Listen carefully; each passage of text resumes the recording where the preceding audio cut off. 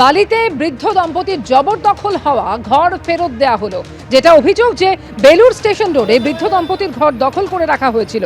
বিদায়ী তৃণমূল কাউন্সিলর প্রাণকৃষ্ণ মজুমদার ওরফে নান্টুর বিরুদ্ধে অভিযোগ ওঠে। সেই ঘর দখলমুক্ত করে বৃদ্ধ দম্পতিকে ফেরালো বিজেপি। সোশ্যাল মিডিয়ায় মুখ্যমন্ত্রীর সম্পর্কে কুরুচিকর মন্তব্যের অভিযোগ, আর এই অভিযোগে আটক করা হলো এক তৃণমূল নেতাকে। রাজগঞ্জের তৃণমূল নেতা সুকুমার আচার্য তাকে তাড়া করে পুলিশের হাতে তুলে দিল বিজেপি কর্মীরা। দৃষ্টান্তমূলক শাস্তির দাবি জানিয়েছে বিজেপি।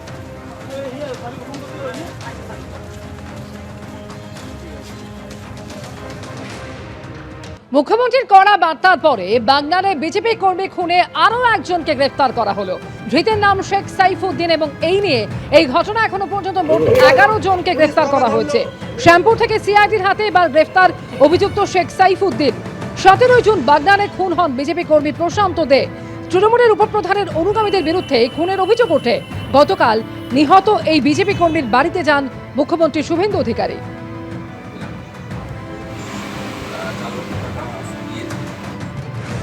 এর আগে এই ধরনের অনেক ঘটনাতে বিচার পায়নি বলে আজকে এই আস্ফালন হয়েছে। 2021 সালে পোস্টপোল ভায়োলেন্সে এই এলাকায় প্রচুর এই ধরনের ভুরি ভুরি অভিযোগ আছে।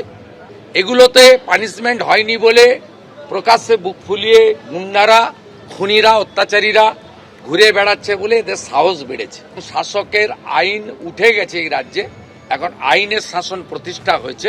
এটা প্রতিষ্ঠা করার দায়িত্ব আমার। এর আগে পুলিশ মন্ত্রী, মুখ্যমন্ত্রী আমার জানা নেই তারা ভিকটিমের বাড়িতে এসে কেস মনিটরিং করার কোনো ইতিহাস আপনাদের চোখেও পড়েনি। আমি তাদেরকে নির্দেশ দিয়েছি বাকি 41 জন যেখানেই থাকুক, পাতালের ভিতরে থাকলেও খুঁড়ে বের করে অ্যারেস্ট করতে হবে। আজকে আমি সিএম রিলিফ ফান্ড থেকে আরও 5 লাখ টাকা দিলাম এবং ওনার যে মেয়ে রয়েছে, বড় মেয়ে 22 বছর বয়স, তাকে আমরা একটি জব দিলাম। গতকাল নিহত বিজেপি কর্মীর বাড়িতে যান মুখ্যমন্ত্রী এবং সেখানে গিয়ে কড়া বার্তা দেন। আর মুখ্যমন্ত্রীর বার্তার পরেই আরও এক অভিযুক্তকে গ্রেফতার করল পুলিশ। আর এবারে শোনাবো নিহত ওই বিজেপি কর্মীর পরিবার কি বলছে। শনিবার বিকেলে আমাদের বাড়িতে আসেন এবং আমাদের আশ্বাস দেন আমার বাবার খুনিদের তিনি মাটির তলা থেকে খুঁজে বার করবেন এবং সকলকে কঠোর থেকে কঠোরতম শাস্তি দেবেন। এবং তারপরেই একজনকে অ্যারেস্ট করা হয় এবং তিনি আশ্বাস দিয়েছেন বাকিদেরকেও অ্যারেস্ট করা হবে এবং আমরা আশা রাখছি তিনি তাদের কঠোর থেকে কঠোরতম শাস্তি দেবেন। মুখ্যমন্ত্রী আমাদের বাড়িতে এসেছিলেন, ওনার জন্য অনেক ধন্যবাদ।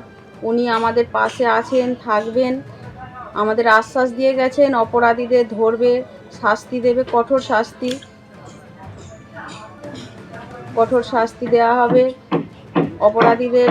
আরও যেখানেই থাকুক না কেন সিআইডি তদন্ত চলবে, আর যেখানেই থাকুক না কেন অপরাধীদের মাটির নিচে থেকে হলেও তোলা হবে, ওনাদেরকে শাস্তি দেওয়া হবে। এদিকে মুখ্যমন্ত্রীর আশ্বাসের পরেই কালীগঞ্জ কাণ্ডে অ্যাকশন। এফআইআরে নাম থাকা সবাই গ্রেফতার হলো। মুখ্যমন্ত্রীর আশ্বাসের পরই তামান্না খুনে দুদিনে গ্রেফতার হলো 13 জন। এরই মাঝে ফের কড়া বার্তা দিলেন মুখ্যমন্ত্রী।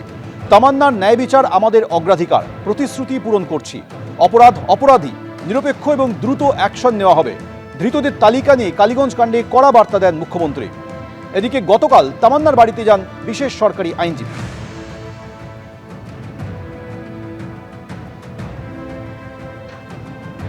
মুখ্যমন্ত্রীকে ধন্যবাদ জানাতে চাই যে উনি নির্দেশ দিয়েছেন, তাই আজ 24টা আসামিকে গ্রেপ্তার করতে পেরেছে এবং কৃষ্ণনগরের প্রশাসনকে, আরপির আইসিকে ধন্যবাদ জানাতে চাই।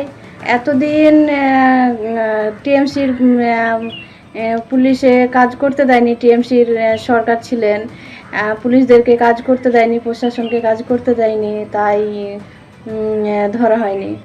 এবিপি আনন্দ, এগিয়ে থাকে, এগিয়ে রাখে।